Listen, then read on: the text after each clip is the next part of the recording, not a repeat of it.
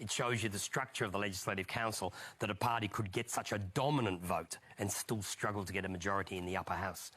The structure of the House, it's got several problems. One is the city versus country, the 3-to-1 weighting. Now, the Premier has indicated that he seems to think there should be some form of weighting, but should you keep the 6-to-1 for mining and pastoral versus Perth, or the 2.5-to-1 of agricultural and mining and pastoral versus Southwest? There are some weightages there that really should be examined.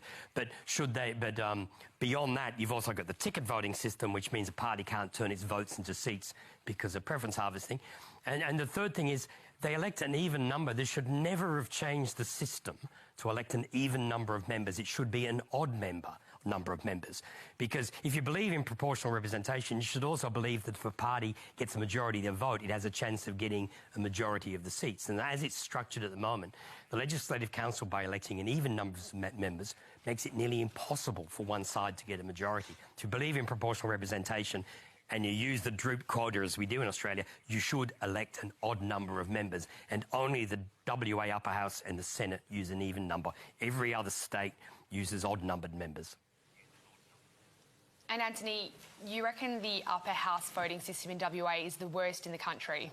Oh, it's the worst because it's kept the group voting ticket system. When WA introduced the system in '89, it copied the federal, New South Wales, South Australia and Victoria followed later with the group voting ticket and the divided ballot paper. Since then, New South Wales abolished the group voting tickets in 2000. The federal parliament did for the Senate in 2016, and South Australia abolished it in 2018. Now, that was one coalition government and two Labor governments did that. Victoria and Western Australia have hung on to it.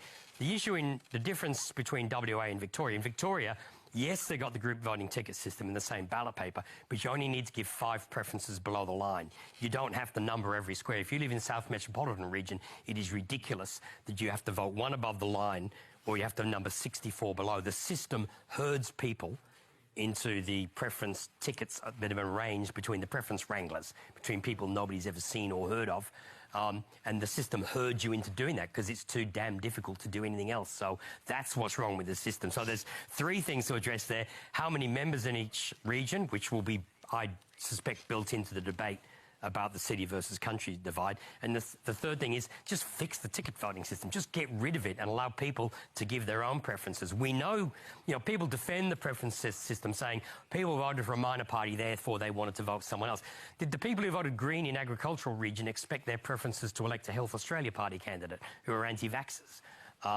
You don't know unless you actually examine the system.